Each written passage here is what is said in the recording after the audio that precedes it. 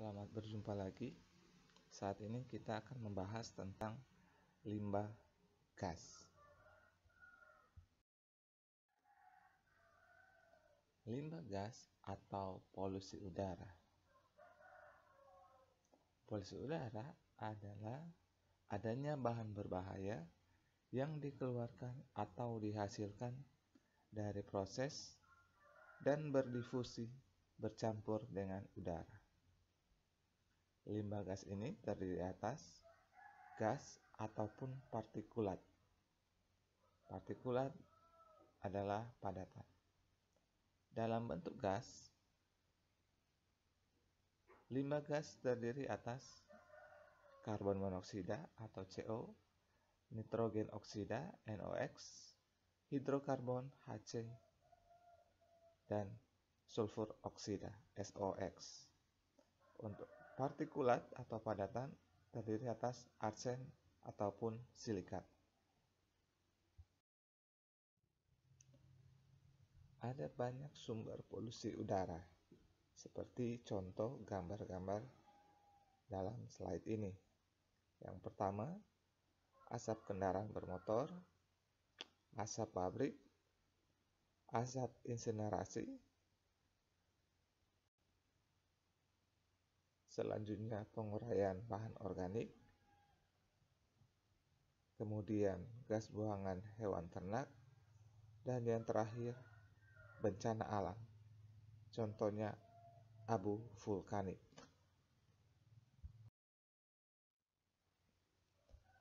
Menurut Undang-Undang Nomor 23 Tahun 1997, pencemaran udara adalah masuknya atau dimasukkannya zat, energi, dan atau komponen lainnya ke dalam udara oleh kegiatan manusia sehingga mutu udara turun sampai ke tingkat tertentu yang menyebabkan udara tidak dapat memenuhi fungsinya dengan baik.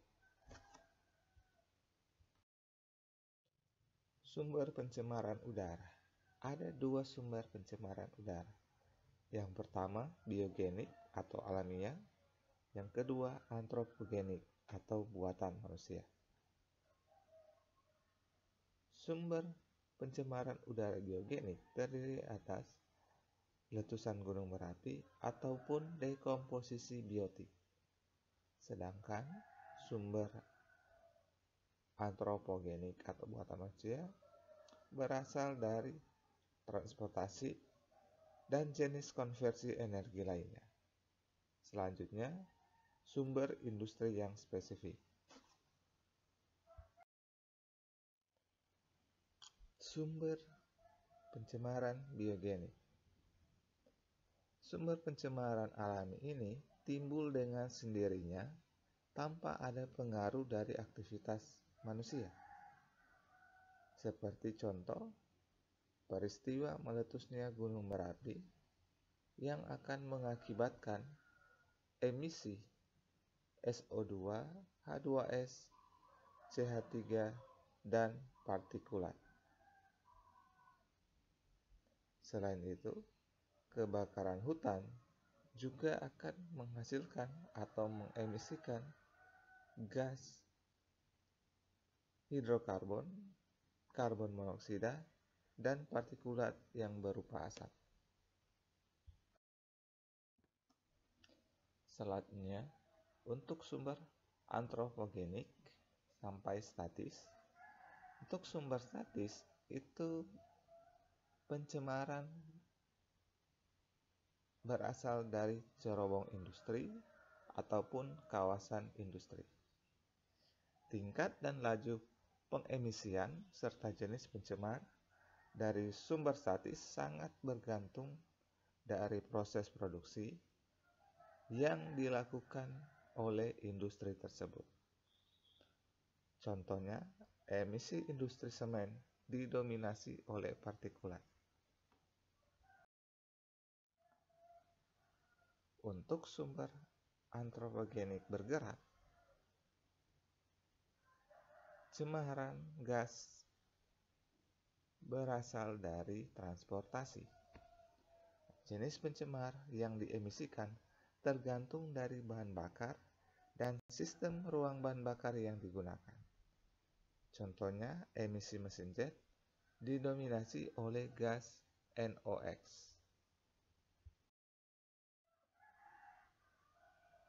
Partikulat. Partikulat terbagi atas dua, yang berbentuk solid dan yang kedua berbentuk liquid atau cairan.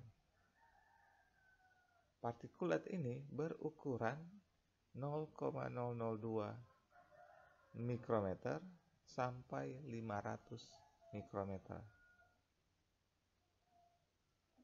Komposisi partikulat itu terdiri atas organik ataupun bahan anorganik.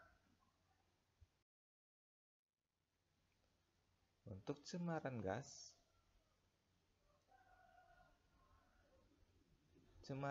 merupakan polutan udara yang mayoritas. Gas-gas tersebut dapat berupa oksida sulfur, oksida nitrogen, oksida karbon, gas anorganik, maupun hidrokarbon. Jenis-jenis pencemaran udara berdasarkan reaksi. Ada dua jenis pencemaran udara berdasarkan reaksi. Yang pertama, primer atau langsung dari sumber. Contohnya NO, kemudian CO dan SO2. Selanjutnya, jenis pencemaran sekunder atau terbentuk oleh interaksi kimiawi antara pencemar primer dan senyawa-senyawa penyusun atmosfer alamiah, seperti contoh NO2 dan O3 atau kita kenal dengan nama ozon. Menurut penelitian, ada 5 cemaran primer yang secara total memberikan sumbangan lebih dari 90% pencemaran udara global. Cemaran primer tersebut ialah karbon monoksida, nitrogen oksida, hidrokarbon, sulfur oksida, dan partikulat.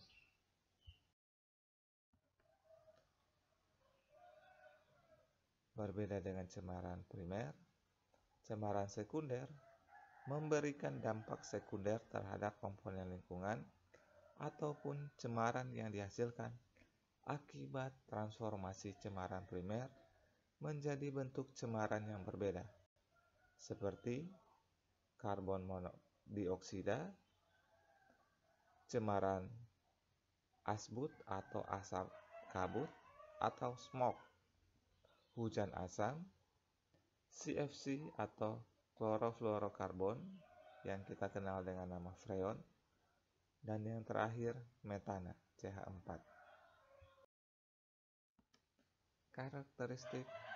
Karakteristik cemaran gas.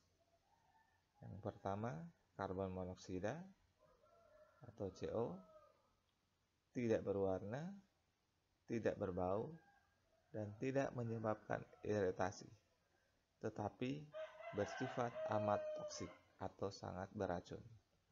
Berat molekul 28, berat jenis 0,97. Dan karbon monoksida ini untuk sumber alami berasal dari kebakaran hutan, produksi CO oleh vegetasi, dan kehidupan di laut. Untuk sumber antropogenik, yaitu hasil pembakaran bahan bakar fosil yang memberikan sumbangan 78,5% dari emisi total, berasal dari pembakaran bensin pada otomotif sebesar 55,3%. Untuk karbon dioksida, emisi cemaran CO2 berasal dari pembakaran bahan bakar dan sumber alami, dan untuk pembakaran hutan sebesar 2,8%. Sumber cemaran antropogenik utama dari karbon dioksida adalah pembakaran batu bara sebesar 52%, dan gas alam 8,5%.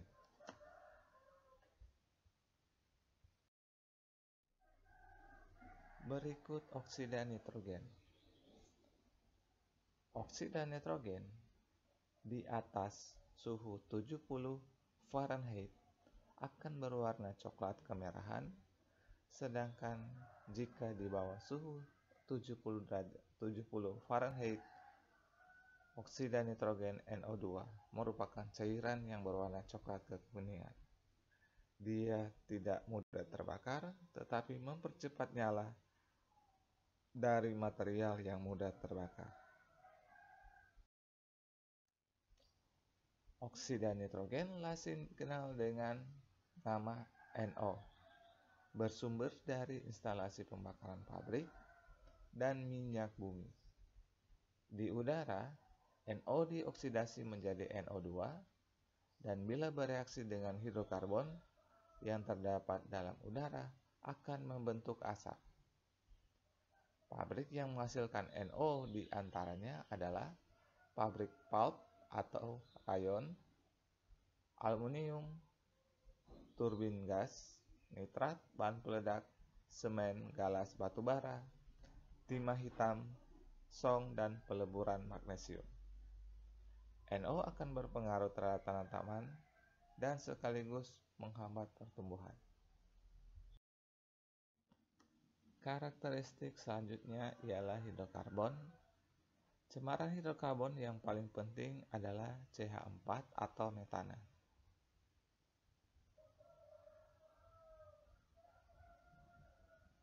Lebih dari 86% dari emisi total hidrokarbon merupakan metana. Cemaran hidrokarbon lain yang cukup penting adalah emisi terpen, apinen, parafinen, mirsinen, dan limonen. Ini semua berasal dari tumbuhan sebesar kurang lebih 9,2% emisi hidrokarbon total. Sumbangan emisi hidrokarbon dari sumber antropogenik sebesar 5%, lebih kecil daripada yang berasal dari pembakaran bensin sebesar 1,8%.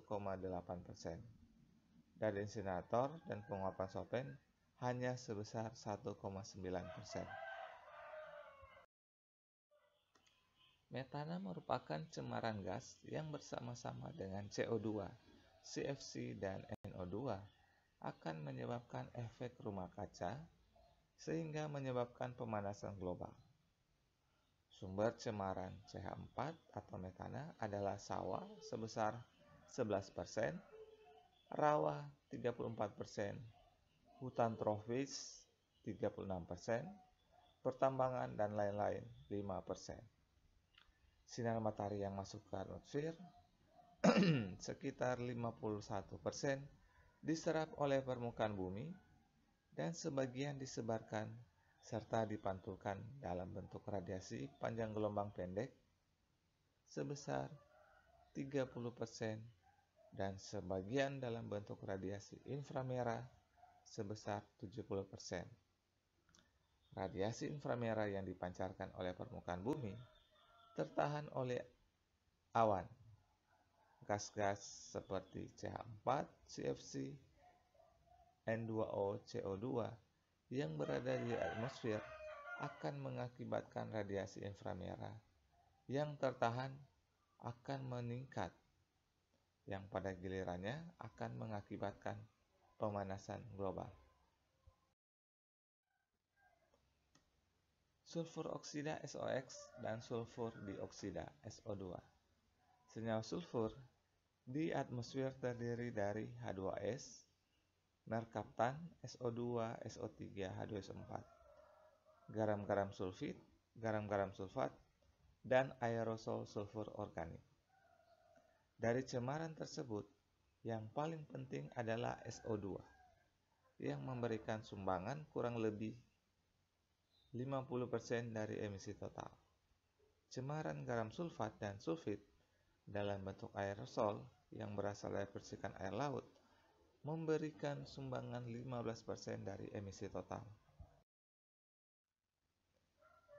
Gas sulfur dioksida atau SO2 akan menyebabkan terjadinya kabut dan mengganggu reaksi fotosintesa pada permukaan daun. Dengan air, gas SO2 akan membentuk asam sulfat dan dalam udara bersifat tidak stabil. Sumber gas SO2 adalah pabrik belerang, pengecoran biji logam, pabrik asam sulfat, pabrik semen, peleburan tembaga, timah hitam, dan lain-lain. Sulfur dioksida atau gas SO2 dapat merusak tanaman sehingga daunnya menjadi kuning kecoklatan atau merah kecoklatan dan berbintik-bintik. Gas ini juga menyebabkan hujan asam atau acid rain, korosi pada permukaan logam, dan merusak bahan nilon dan lain-lain. Selanjutnya fluorida. Fluorida adalah racun bersifat kumulatif dan dapat berkembang di atmosfer karena amat reaktif. Dalam bentuk fluorin, gas ini tidak dihisap tanah tetapi langsung masuk ke dalam daun-daun yang menyebabkan daun-daun berwarna kuning kecoklatan. Binatang yang memakan dedaunan tersebut bisa menderita penyakit gigi rontok. Sedangkan pabrik yang menjadi sumber fluor antara lain pabrik pengecoran aluminium, pabrik pupuk, pembakaran batu bara, pengecoran baja, dan lain.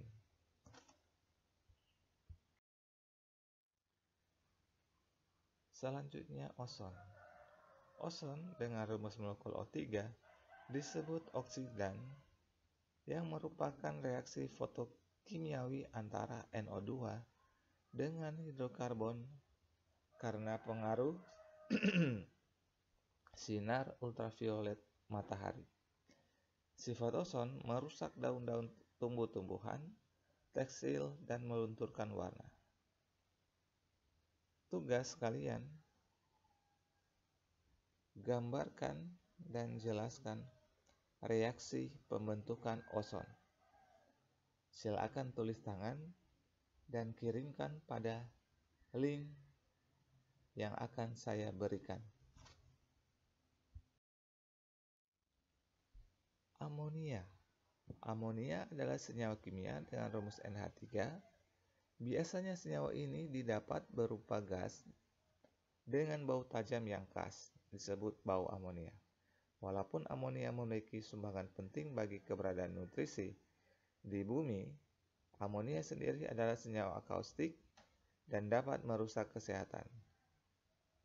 Administrasi Keselamatan dan Kesehatan Pekerja Amerika Serikat memberikan batas 15 menit bagi kontak dengan amonia dalam gas yang berkonsentrasi 35 ppm berdasarkan volume atau 8 jam untuk 25 ppm berdasarkan volume. Amonia umumnya bersifat basa, pKb sama dengan 4,75. Namun dapat bertindak sebagai asam yang amat lemah dengan pKa sama dengan 9,25.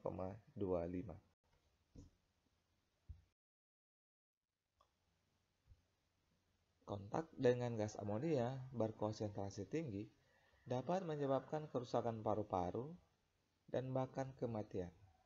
Sekalipun amonia di AS diatur sebagai gas tak mudah terbakar, amonia masih digolongkan sebagai bahan beracun. Jika terhirup gas amonia, akan dihasilkan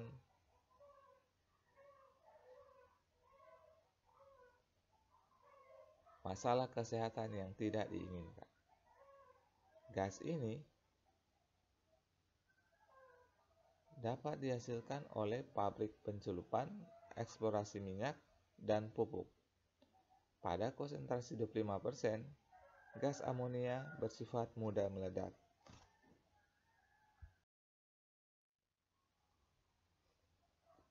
Partikulat. Cemaran partikulat meliputi partikel dari ukuran molekul sampai dengan lebih dari 10 mikrometer. Partikel dengan ukuran lebih dari 10 mikrometer akan diendapkan secara gravitasi dari atmosfer, dan ukuran yang lebih kecil dari 0,1 mikrometer pada umumnya tidak menyebabkan masalah lingkungan. Oleh karena itu, cemaran partikulat yang penting adalah dengan kisaran ukuran 0,1 sampai 10 mikrometer. Sumber utama partikulat adalah pembakaran bahan bakar, kurang lebih 13-59%, dan berasal dari insinerasi. Partikel merupakan zat dispersi terdapat dalam atmosfer. Berbagai larutan mempunyai sifat fisik dan kimia. Partikel dalam udara terdiri dari asap yang merupakan hasil dari suatu pembakaran, debu, partikel kecil dengan diameter 1 mikron, kabut, partikel cairan dengan garis tengah tertentu, aerosol merupakan inti dari kondensasi uap, kemudian fume yang merupakan hasil penguapan. Yang terakhir, asap kabut fotokimia. Asap kabut merupakan cemaran hasil reaksi fotokimia antara ozon atau O3, hidrokarbon, dan NOx yang membentuk senyawa baru aldehida dan peroksi asil nitrat.